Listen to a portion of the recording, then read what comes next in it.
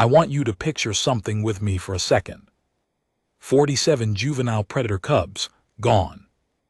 Not missing, not loose somewhere in a corridor or hiding under a cooling vent. Gone. Vanished from a maximum security biological holding facility that housed some of the most dangerous young specimens in the entire Galactic Compact's registry. A facility with 412 active surveillance nodes. A facility with pressure-sensitive flooring in every corridor. A facility with atmospheric seals on every room because these cubs, even the young ones, even the ones barely past their first molting cycle, could rip through standard-grade Durasteel paneling if they decided they were hungry enough. 47 of them vanished. And then, and this is the part that made the security coordinator actually sit down on the floor and put her head in her hands, they found all 47 of them asleep in a human's room. I know, just stay with me. Because the story of how that happened and why it happened and what it meant for every single person and species that was present in that facility on the night it went down, that story is going to take a while to tell properly, and it deserves to be told properly. Because nothing about that night was simple, and nothing about that night was what anyone expected, and the human at the center of it all, Corporal Dale N. Marsh, 18 years old, 7 months into his first deep space deployment, had absolutely no idea any of it was coming. He was just trying to sleep. Milky Way setup. The Varades station wasn't the kind of place that showed up in recruitment brochures. It didn't have the gleaming white corridors of the diplomatic hubs or the impressive rotating observation rings of the military flagships. It didn't have a scenic viewport that looked out over a nebula or a planet with a good color to it. What it had was function. Pure, relentless, unglamorous function. Gray polymer walls sealed over ferroceramic plating. Recycled air that always smelled faintly of something that had been filtered through too many systems too many times. Lighting that the station designers had set at a level they called operationally neutral, which in practice meant it was always slightly too dim to feel comfortable and slightly too bright to ignore. The kind of light that makes everyone look like they haven't slept in 3 days even when they have. Varades Station existed for one reason. It was a transit and processing facility for the Galactic Compact's Biological Conservation and Rehabilitation Division, which was a very long official name for the organization that handled what happened when you found a species at risk, or a confiscated specimen, or a creature that had been recovered from an illegal trade route and needed to be evaluated before being relocated to a protected reserve.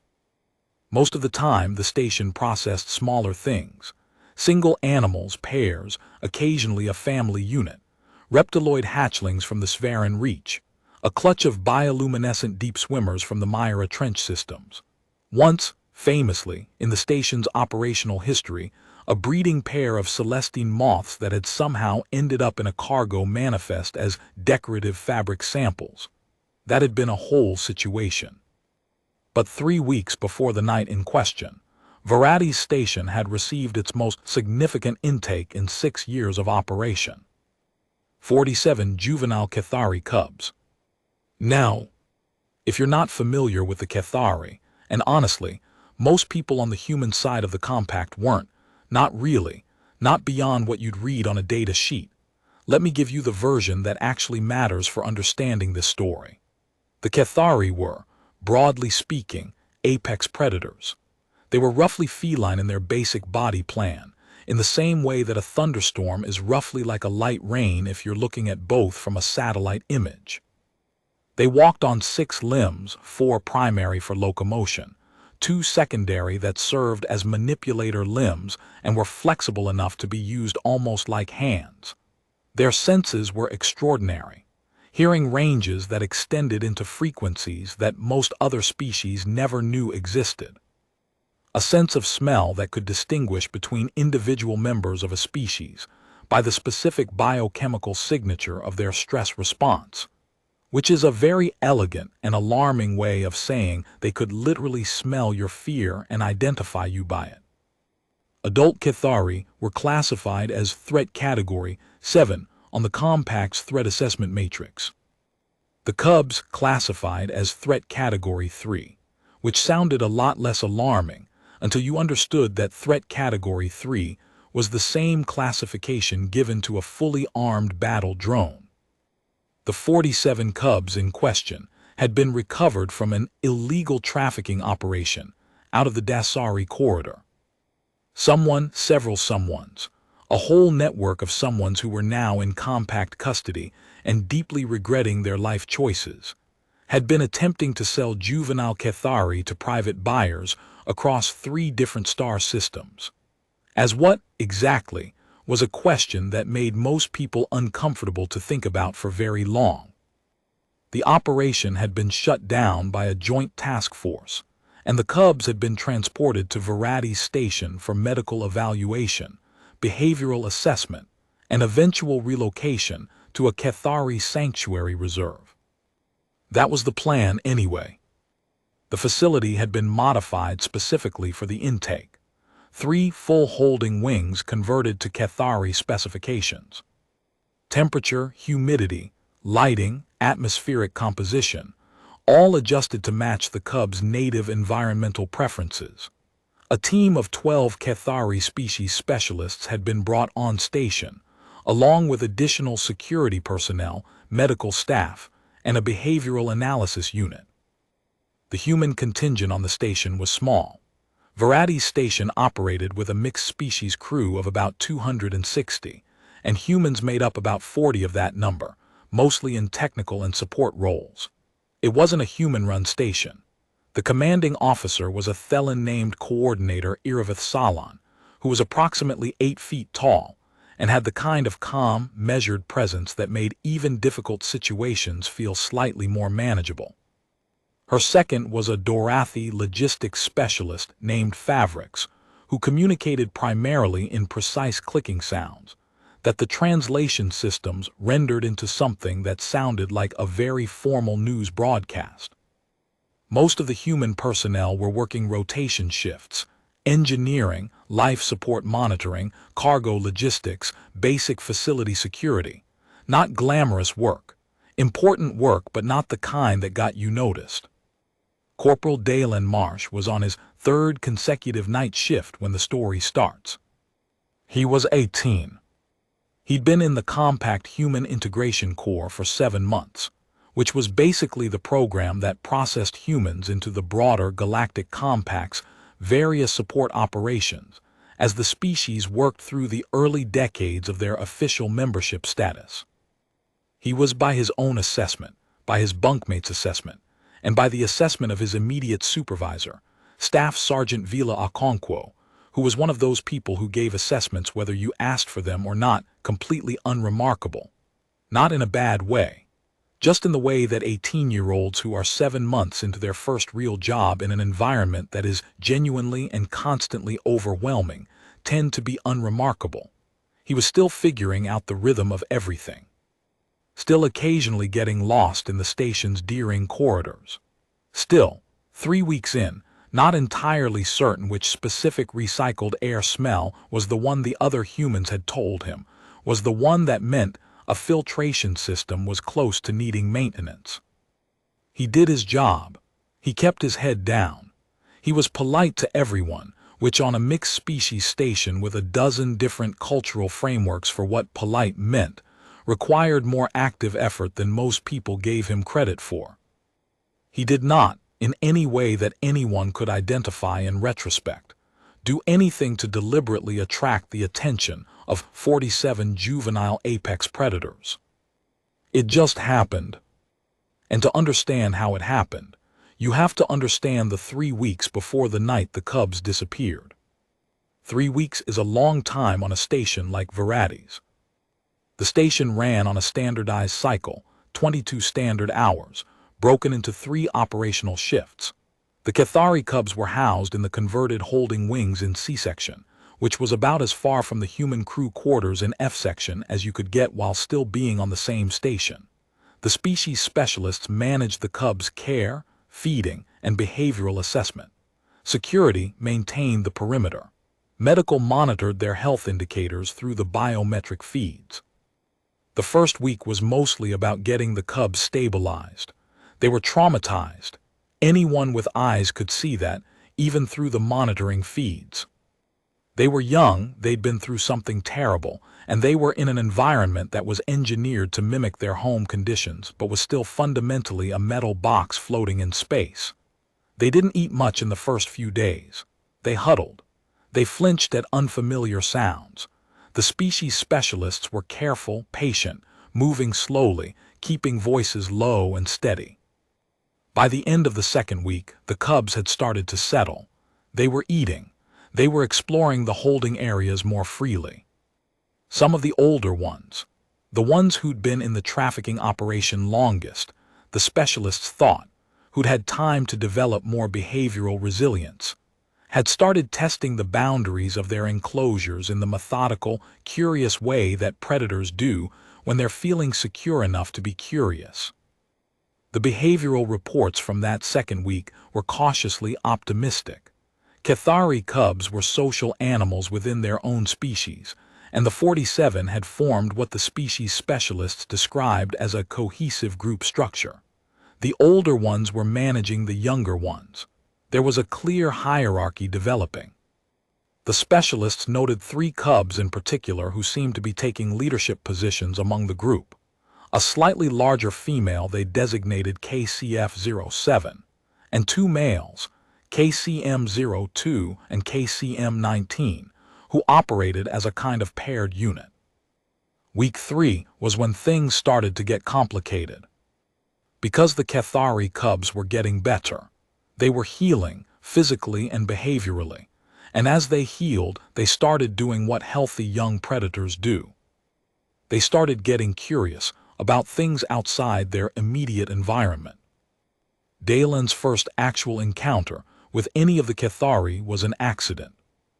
It was the second week, and he'd been rerouted through a section of searing maintenance corridors because there was a diagnostic running on the primary F2E connector passage, and the automated systems had directed foot traffic around it. The searing maintenance corridor ran adjacent to, not through, not into, just adjacent to the wing that housed the Cathari. He almost walked past it without incident. But there was a sound, a very small sound, from somewhere behind the ventilation partition that ran along the left side of the corridor. Dalen stopped. He'd been on the station long enough to know that unexpected sounds in corridors could mean a lot of things, and that ignoring them was generally less desirable than briefly investigating them. He stood there for a moment, listening. The sound came again. It was, and this is how he described it in the debrief later, and he used this specific phrasing, and it stuck with everyone who heard it. It was like a question, not a threatening sound, not an alarm sound, just something that had the rising, inquiring shape of a question, if you could hear questions without language attached to them. He leaned toward the ventilation partition. On the other side, pressed against the interior of the vent screen, with 6 amber eyes arranged in 2 vertical columns, was a very small Cathari cub. It was, Dalen said later, about the size of a large domestic cat, maybe slightly bigger. It had the same general silhouette he'd seen in the informational materials that the station had distributed to all non-specialist personnel when the intake was announced. Compact body, short fur that shifted color slightly depending on angle, something between charcoal and deep amber. 6 eyes arranged in pairs, the outer 2 larger than the inner ones. The secondary limbs, the manipulator ones, were pressed flat against the vent screen, and the tips of them, the ones that the informational materials had very specifically called not hands but functionally analogous, were curved lightly around the mesh. Dalen and the cub looked at each other through a ventilation screen for about 4 seconds. Then Dalen said, "Oh. Hey, little guy." He said it exactly the way you'd say it to any small animal that was looking at you with that particular mixture of wariness and curiosity, without thinking about it, without calculating it. Just, "Oh, hey, little guy." A reflex so basic it bypassed every layer of training and protocol and 7 months of adjusting to an alien environment. The cub made the question sound again.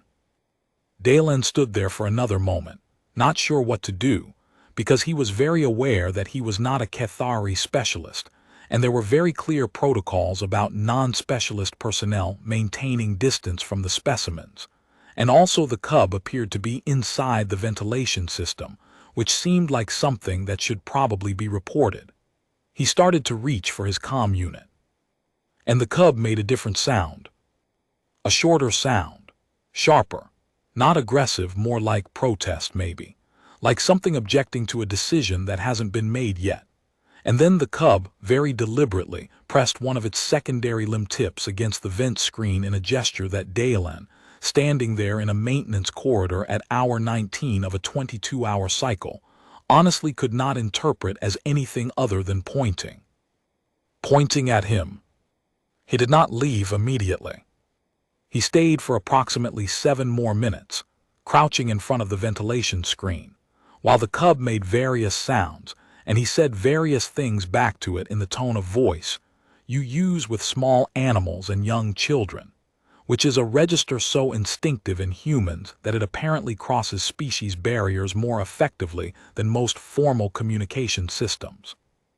Then the cub retreated back into the ventilation system, and Dalen filed his report about a possible ventilation security gap in the Searing corridor, and he went back to his shift. He put in the report.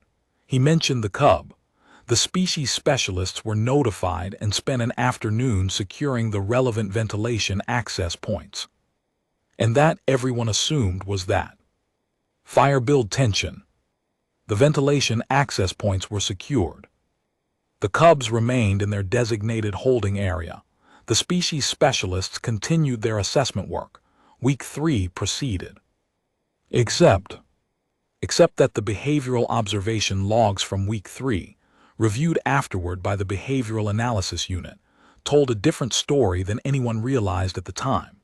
Because while the obvious surface-level behaviors, feeding, social hierarchy formation, exploration within the enclosure, all proceeded normally, the observation system also captured about 17 separate incidents that nobody flagged in real time as significant.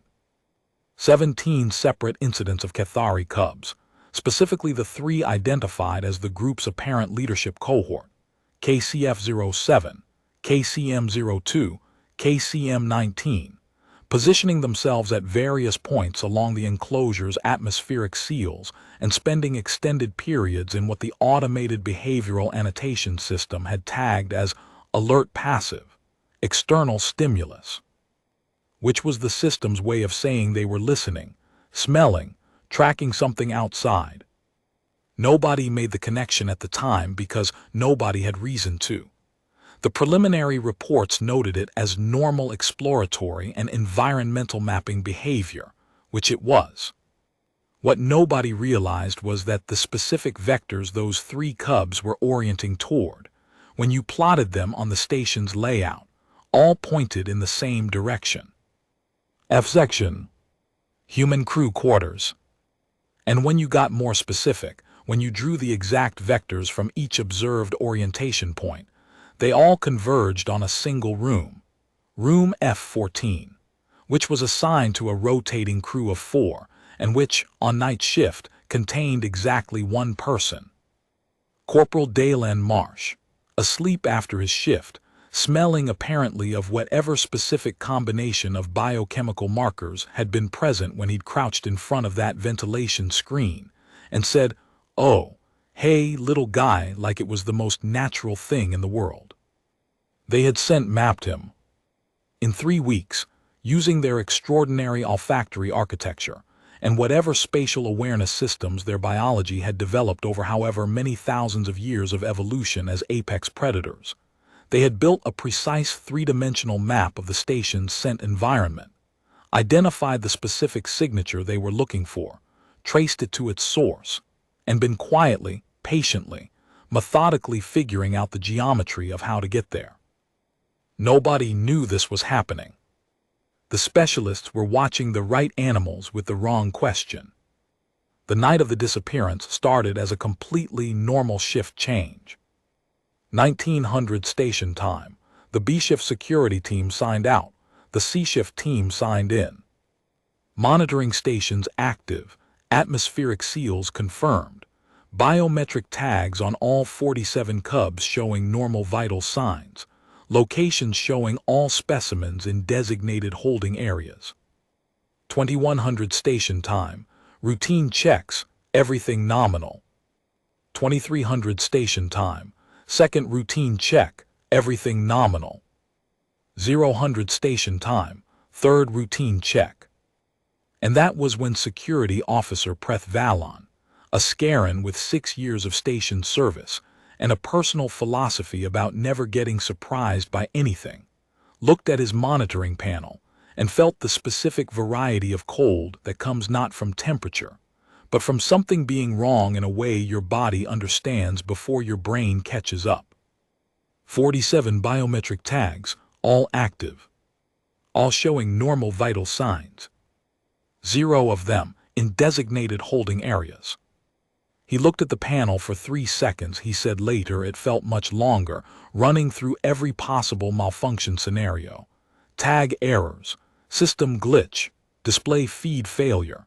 He checked the backup display. He ran a manual query on the biometric system source data. 47 active tags, normal vitals, location data processing. He opened a channel to the secondary monitoring station and said, very calmly, I need a full systems check on C-section biometric location tracking, cross-reference with physical security logs. The response came back in about 90 seconds, which is a short time in objective terms, and a very long time when you are waiting for confirmation of something you are hoping is not true. Security Officer Vallon, all systems functional.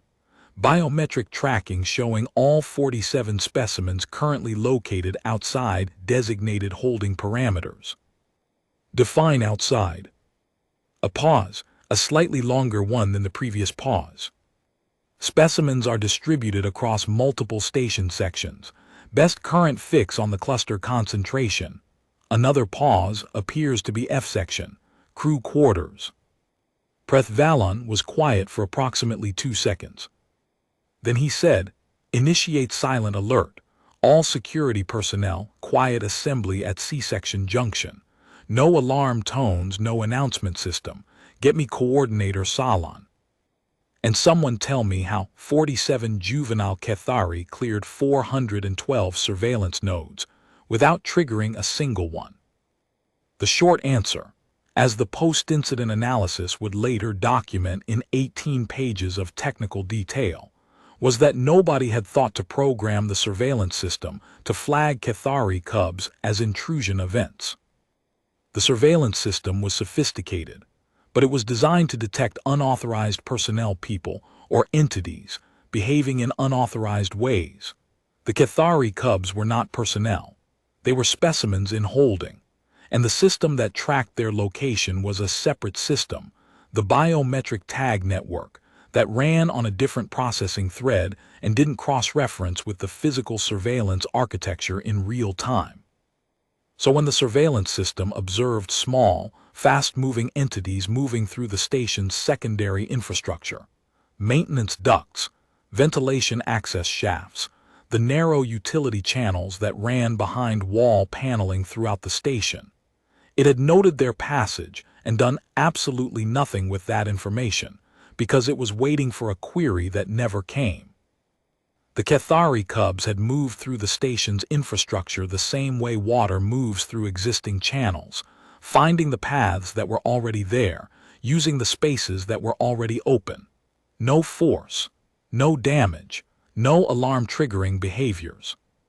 Just 47 small, highly intelligent, extraordinarily capable young predators who had spent 3 weeks quietly mapping every accessible route in C-section, and then used that information to plan and execute what the behavioral analysis unit's post-incident report would describe, with clear reluctance and obvious discomfort, as a coordinated multi-phase infiltration of a secure facility. They'd done it perfectly. They'd done it silently. And they'd done it while maintaining the kind of group discipline that the behavioral unit's report noted, in a separate section clearly added after several editorial drafts, significantly exceeded expected behavioral parameters for juvenile specimens of this age cohort. Which was the scientific way of saying that 47 baby predators had run a flawless operation that most trained security teams would have been proud to pull off.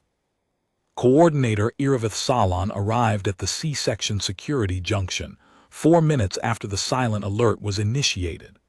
She was wearing her operational uniform and the expression of someone who has spent a career preparing for difficult situations while privately hoping they would never actually materialize.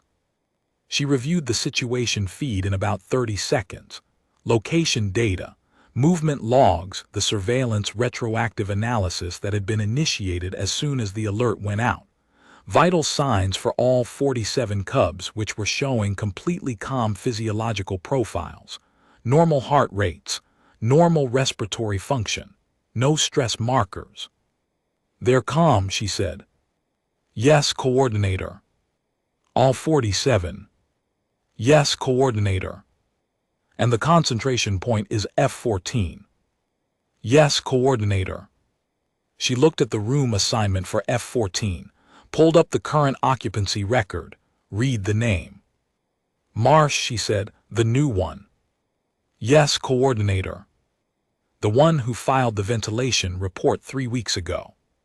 "The one who encountered the cub." Security Officer Valon, who had pulled the same record 17 seconds earlier, said yes, Coordinator, for the 4th time. Coordinator Salan was quiet for a moment. "What are the vitals on the human in F14? "Station medical feed showing." A brief pause. "Normal sleep indicators, Coordinator. Standard biological rest cycle. No elevated stress markers. The biometric feed on his standard issue health monitor is entirely nominal." She processed this. "He's asleep," she said. "It appears so, Coordinator."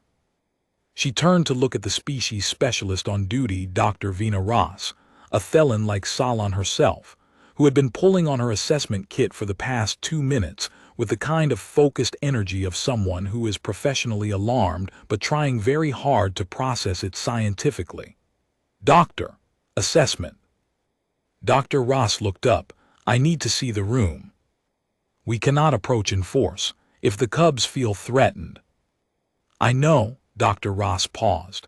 "Minimal approach, 2 personnel, no security gear that would read as aggressive, and Coordinator, I think we let him sleep." "You want to leave a human crew member asleep in a room with 47 Cathari cubs?" Dr. Ross looked at her steadily. "He's been in there based on the movement logs for at least 40 minutes. Vitals are completely normal. Cubs show no stress indicators. They chose to go to him. Whatever is happening in that room, it does not appear to be threatening him." A very long pause. "Then what," Coordinator Salan said slowly, "does it appear to be doing?" "High voltage climax." They approached F14 with 2 people. Dr. Ross and Security Officer Valon. No equipment beyond a handheld sensor unit and a standard issue personal recorder, because whatever was in that room, it deserved to be properly documented. The F-section corridor was quiet. Night shift, most of the human crew was either on duty in their respective operational areas or asleep. The lights were in their dim, sleep cycle configuration, the kind of low, blue-shifted lighting that the station used to support biological rest rhythms across multiple species. They moved slowly, quietly, not because anyone told them to, just because the situation had that quality to it, the quality of something that might break if you approached it carelessly. Outside F14, the door was closed. The external indicator showed occupancy, the little light that meant the room was in use. Dr. Ross held her sensor unit toward the door and ran a passive scan, 47 Cathari biosignatures, 1 human biosignature, all calm. The sensor unit gave her a thermal differential reading that showed the room temperature was slightly higher than standard, which made sense, she noted, because Cathari ran warm and there were 47 of them. She looked at Valon. He looked at her. She said very quietly, "I'm going to open the door a centimeter." He nodded. She typed in the standard override, the facilities code that any senior staff member could use to access any room in a non-emergency context, and the door slid open 1 centimeter, and she and Valon both went very still. Because what came out of that 1 centimeter of open door was, first, warmth, the comfortable warmth of many living things in a small space, and then sound. Not alarming sound, the sound of breathing. Multiple breathing patterns layered over each other, some slower and deeper, some quicker and lighter, creating this texture of sound that was somehow profoundly peaceful in a way that Dr. Ross, who had been a Cathari specialist for 11 years, had never heard quite so fully expressed before. 47 juvenile predators. All asleep. She pushed the door to 3 centimeters, then 5. Then, because there was clearly no way to understand what she was looking at through a 5-centimeter gap, she pushed it fully open and stood in the doorway and just looked. Later, in the debrief, in the report, in the conversation she had with colleagues that she would describe as the one she'd been having in her head for 3 months before she finally said it out loud, Dr. Vina Ross struggled to describe what she saw in F-14 in clinical terms, not because she didn't have the vocabulary. She absolutely had the vocabulary, but because the vocabulary she had was scientific vocabulary, and what was in that room wasn't primarily a scientific thing. Dalen Marsh was asleep in his bunk. He was on his side, the way humans frequently sleep, with one arm extended and one arm tucked beneath him. The standard issue bedroll was half off the bunk, which suggested he'd moved at some point in the early part of sleep and then stopped. The cubs were everywhere. Not chaotically. That was the first thing that hit her. It wasn't chaotic.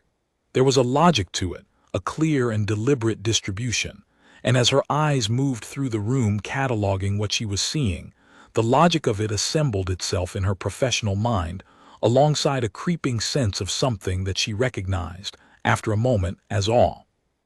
The 3 leadership cubs, KCF-07, the slightly larger female, KCM-02 and KCM-19, the paired males, were positioned closest to Dalen. KCF-07 was curled against the curve of his back, her body pressed against his in the specific compact curl that Cathari used in cold weather, despite the fact that the room was not cold. KCM-02 and KCM-19 were on either side of his head, not touching him but close, perhaps 8 centimeters away, their bodies oriented toward the door, their secondary limbs partially extended. Awake, half awake, eyes not fully closed, watching. They were guarding him. The other cubs were distributed through the room in concentric rings of proximity. The next cohort, roughly 10 more cubs, were asleep on or around the bunk, in the small floor space beside it, on the small storage unit adjacent to the bunk. The next ring was on the floor, spread through the available space in the organized, interlinked way that social predators den together. Tails curled around neighbors, smaller cubs tucked beneath the limbs of larger ones. And the outermost ring, the largest and most developed cubs, the ones that the behavioral assessment had noted as the most physically capable, were positioned at the room's perimeter. At the door, the 2 ventilation access panels, the utility connection point in the far corner, facing outward. She stood in the doorway and looked at this for a long time, long enough that Valon, behind her, shifted slightly and said her name very quietly. "Dr. Ross." "I see it," she said. "What?" He stopped, then after a pause, "What does this mean?" She thought about how to answer that. She thought about it seriously. with the full weight of 11 years of studying a species that the Galactic Compact had spent 2 centuries trying to understand. She thought about the theoretical frameworks, the behavioral models, the extensive literature on Cathari's social bonding structures. And then she said, they adopted him. The first person to fully understand the magnitude of what was happening in that room was not Dr. Ross. It was, somewhat unexpectedly, Security Officer Preth Vallon, who had 6 years of station service and a reputation for being unflappable, and who had spent those 6 years thinking of himself as a person whose job was to prevent situations rather than experience them. He looked at the room, he looked at the cubs, he looked at the human, asleep and completely unaware, breathing steadily in the middle of 47 juvenile apex predators who were arranged around him in a configuration that his brain, somewhat to his own surprise, immediately recognized as protective. He was in Scarran. His species had a concept. It didn't translate perfectly into galactic standard. Most deep species-specific concepts didn't, but the closest rendering was something like recognized kin by deed. The idea that kinship wasn't only biological, that you could become someone's people through something you did or something you were, that clicked into a recognition that transcended the ordinary categories. He said nothing. He just stepped back and looked at Vallon. There wasn't much to say. They stood in the doorway for a while longer. One of the perimeter cubs, the large male at the left of the doorway, KCM-34 in the assessment logs, turned its 6 amber eyes toward them. It looked at them for a long moment. Then it made a sound, very soft, not aggressive. Dr. Ross recognized it because she'd spent 11 years learning the Cathari vocal repertoire as deeply as she could. It was a reassurance sound. The sound adult Rai make to cubs when they want to communicate that something is not a threat. The cub was reassuring them. About the human. Dr. Ross had to put one hand on the doorframe to keep herself fully upright for a moment. Coordinator Salon had been receiving the visual and audio feed from Dr. Ross's personal recorder in real time. When Dr. Ross's shaky voice came over the comm, "Coordinator, I'm going to recommend we do not attempt any kind of retrieval operation tonight." There was a pause on the other end that lasted about 4 seconds. "Clarify. Cubs are settled, calm, all 47, no stress indicators. Dalen Marsh's biometrics are completely normal, he's asleep." There, Dr. Ross paused, and Vallon, standing behind her, could hear her choosing her next words with care. "They're comfortable here, Coordinator, in ways I have not observed in 3 weeks of assessment. The cortisol analogs, the sympathetic nervous system indicators, they're lower than they've been since intake. Significantly lower. Whatever this is, it is helping them." Another pause from Salon's end. "And the human is asleep, Coordinator, peacefully. His biometrics don't suggest he's aware of any of this." Silence. "He hasn't woken up," Salon said slowly. "No, Coordinator." "In a room with 47 Cathari cubs." "No, Coordinator." "Who followed him, located him, and made themselves at home in his quarters." "Yes, Coordinator."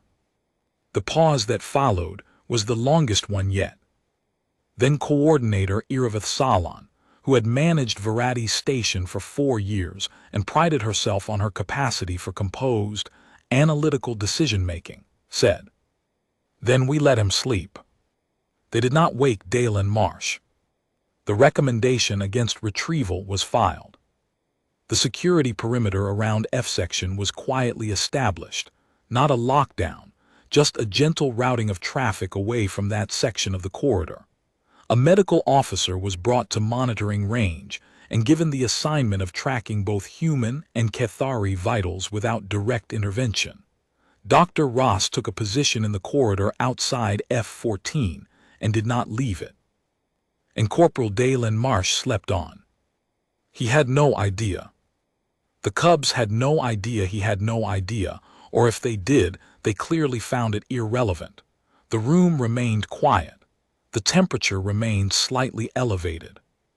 The breathing sounds continued, that layered, textured sound of many living things at rest, and nothing alarming happened.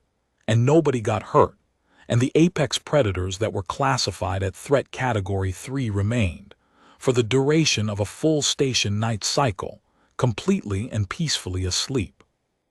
At 0400 station time, KCF-07, the large female, the one who was curled against Dalen's back, shifted slightly and made a soft sound. Several of the nearby cubs stirred. The semi-waking state moved through the room in a slow wave. Eyes opened, closed, opened again. The perimeter cubs stretched. At 0420, Dalen Marsh woke up. He woke up the way most people wake up on a night shift, slowly, unwillingly, aware before he was fully conscious that something was different about the way the room felt. Warmer than usual, something about the sounds, something. He opened his eyes. He looked at the ceiling for about 2 seconds. Then he became aware of the weight against his back. He turned over and found himself looking at KCF-07 from a distance of approximately 12 centimeters, which is not a distance at which you can fail to make eye contact. The silence in the room lasted for approximately 4 seconds. Then Dalen Marsh said, and Dr. Ross had the recorder running, so this is documented. This is verbatim, he said. Oh no. Not fearfully, not the tone of someone who is terrified. The specific tone of someone who has just realized something has happened that they are going to have to explain to a lot of people. KCF-07 looked at him. She made the question sound. The same question sound that the small cub in the ventilation had made 3 weeks ago in the maintenance corridor. The rising, inquiring shape of it. The sound that apparently conveyed something in the register of, "Are you the one?" Dalen stared at her for a long moment. He looked around the room. He processed what he was seeing, the cubs, the distribution, the perimeter, the whole astonishing architecture of it. And through all of that, his biometrics showed a brief spike that the medical officer monitoring from the corridor identified as surprise, followed by a slower, steadier pattern that she identified, somewhat wonderingly, as the physiological signature of calm. He was calm. He looked at KCF-07. He said, "Okay, yeah, hey, I remember you." He didn't. KCF-07 was not the cub from the ventilation, but the sound he said it in was the right sound. It had the warmth in it, the recognition, the ICU quality that the question sound seemed to be reaching for. KCF-07 held his gaze for another moment. Then she made a different sound, shorter, softer, a sound that the Kethari Behavioral Database categorized as a contact confirmation vocalization, used between members of an established social group to signal mutual recognition and acknowledged presence. And around the room, the other cubs stirred more fully awake, and the collective breathing pattern shifted, and what had been the sleep texture of many living things at rest became something that Dr. Ross, in the corridor with the recorder pressed to her chest, would later describe as the sound of 47 animals who had found what they were looking for. Sunrise resolution. The debrief lasted 4 hours. They gave Dalen time to realize the full scope of what had happened, and to change his uniform, because you are apparently not supposed to attend a debrief in the same clothes you slept in, even if you slept in them surrounded by an entire cohort of juvenile apex predators. And then they sat him down in Coordinator Salon's office and asked him to walk them through every interaction he'd had with the Kethari, starting with the ventilation corridor incident 3 weeks prior. He told them about the sound, the question sound. He told them about crouching in front of the ventilation screen and talking to the small cub the way you talk to any small animal that is looking at you. He said, and he was clearly embarrassed by this, clearly felt it was a thing that should not be said in an official debrief, but said it anyway because they asked him to be thorough, that he'd talk to the cub the way his grandmother used to talk to her cats. Not because he thought the cub was a cat, but because he wasn't sure what else to do, and it was the language he had for small living things that were looking at you like they were trying to figure out if you were safe. Coordinator Salan looked at him for a long moment when he said that. Then she asked him if he knew that Kethari could smell stress biochemistry with individual-level identification precision. He said he'd read that in the intake briefing materials. She asked him if he'd been stressed during the ventilation encounter. He thought about it, genuinely thought about it. She could see him running the memory back. Then he said, "No, I was surprised, but not scared. It was a cub. It was small. It was making that sound like it was asking something. I didn't really think about being scared." The humans in the room understood this immediately. The non-humans in the room received it through the translation systems, and then spent several seconds processing what the translation systems had rendered. Because it was a cub, it was small, it was asking something, was one of those statements that seemed very simple on its surface, but got more layered the longer you looked at it. Dr. Ross, who had been in the debrief from the start, leaned forward. "Corporal Marsh, in 3 weeks of specialist assessment, we have not achieved with the Kethari cohort what happened in that room last night. Not in terms of behavioral stability indicators, not in terms of stress biochemistry profiles, not in terms of observed social behavior." She paused. "Do you have any idea what you did?" He looked at her. "No," he said, "I just talked to it." "You presented as non-threatening to a species that has been evaluating every being on this station for 3 weeks. You presented as non-threatening in a way that their sensory architecture could verify biochemically, not just behaviorally. You didn't perform calm. You were calm." Dalen opened his mouth and then closed it again. "You spoke to them the way you'd speak to something you cared about," she said, "and they knew it. They could smell the difference." The official incident report, incident reference VDS-CR 391, filed with the Galactic Compact's Biological Conservation and Rehabilitation Division, described the events of that night in careful, measured, thoroughly scientific language. It documented the security gap in the cross-system biometric surveillance integration, which was flagged for immediate remediation. It documented the behavioral capacity of juvenile Kethari, which was flagged for review and upgrade of the standard threat assessment parameters. It documented Dr. Ross's on-site assessment, the decision not to initiate retrieval operations, and the morning observation that all 47 cubs were healthy and showing significantly improved behavioral stability metrics.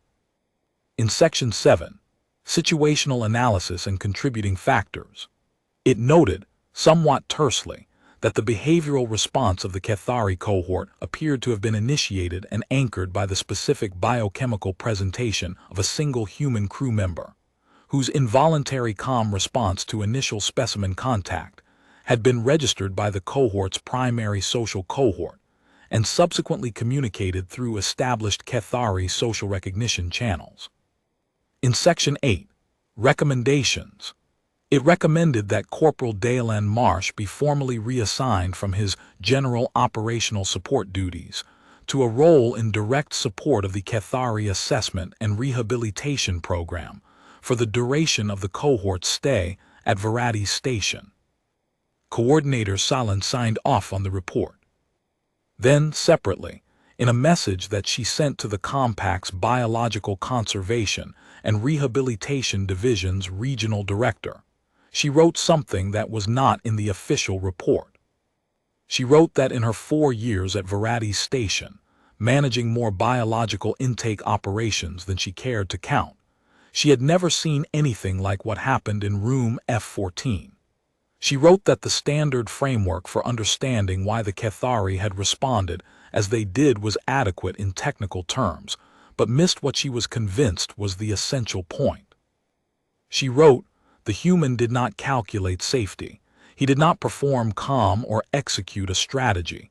He simply was not afraid of something small that was looking at him and asking something. The Kethari knew the difference. They have always been able to know the difference.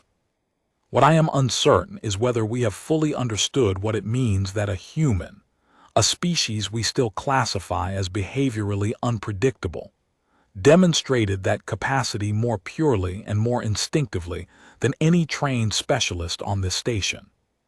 She sent the message. She thought about it for a while after. The Cathari cohort was relocated to the Svarin Deep Reserve 6 weeks later. In the time between the incident and the relocation, Dale and Marsh worked directly with the cubs under Dr. Ross's supervision. He wasn't a specialist. He didn't become one in 6 weeks. But he showed up every shift, and he sat with them the way you sit with something you care about, not performing it, just doing it. And the behavioral assessments in those 6 weeks showed a consistent and significant improvement in the cohort's stress indicators, social stability, and readiness for independent reserve life. Dr. Ross documented everything. She wrote a paper, eventually, a careful, thorough, scientifically rigorous paper that was reviewed by 8 different specialists across 4 species and accepted by the Compact Behavioral Sciences Journal, and which proposed a formal framework for what she called instinctive xenobiological rapport in certain human subjects. It was well received. It started some conversations in the specialist community that hadn't been happening before. It did not fully capture what happened in room F14. She knew that. She said so in the paper, in the section marked Limitations. She wrote that some things resisted full empirical capture, and that the appropriate response to that resistance was not to pretend the thing hadn't happened, but to be honest about the limits of what the available frameworks could contain.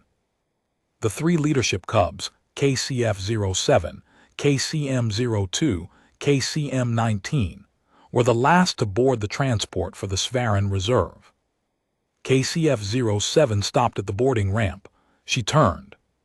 She looked at Dalen, who was standing at the observation bay window with his hands in his pockets, and the particular expression of someone who is trying not to look like they're doing the thing that they're doing. She held her 6 amber eyes on him for a long moment. She made a sound. Dalen, who had spent 6 weeks learning to recognize sounds without being able to recreate them, said, very quietly, to Dr. Ross standing beside him, "What's that one?" Dr. Ross was quiet for a moment. Then she said, "Acknowledgement of a known entity, safe harbor confirmed." Dalen looked at her. "It means she recognizes you," Dr. Ross said. "It means you're in her map now, the real map, the one they carry with them." He looked back at the boarding ramp. KCF-07 had turned and walked up the ramp. One by one, KCM-02 and KCM-19 followed. The ramp sealed. Dalen stood at the observation bay window for a while after that. Just stood there. Dr. Ross stood with him, because some moments deserve to be witnessed by someone who can tell you what they meant. Outside the window, the transport disengaged from the dock. It moved away from the station slowly at first, then faster, and then it was gone. There was a moment, in the quiet after, when someone asked Dalen, one of the junior crew members, someone who'd heard the whole story 3 different ways and wanted to hear it from the source. Someone asked him what he'd been thinking that first night in the maintenance corridor, when the small cub had been looking at him through the ventilation screen. He thought about it for a while. Then he said, "I wasn't really thinking much. It was just there was this small thing and it was looking at me, and it had been through something bad and it was trying to figure out if I was safe, and I just wanted it to know that I was." He paused. "That's all." Later, in the wider conversation that the incident eventually generated in the specialist literature, in the Compact's interspecies relations forums, in the quiet back and forth between officers at stations like Varades, people returned often to the question of why. Why that human? Why that response? Why the combination of ordinary, unremarkable Corporal Dalen Marsh and 47 juvenile Cathari had produced something that a full team of trained specialists with sophisticated equipment and 11 years of species expertise had not. The answers that got proposed were many: biochemistry, vocal frequency, coincidence of timing with a developmental window in the cub's recovery arc, the specific acoustic properties of human speech at low register. All of these were real factors, and all of them were documented.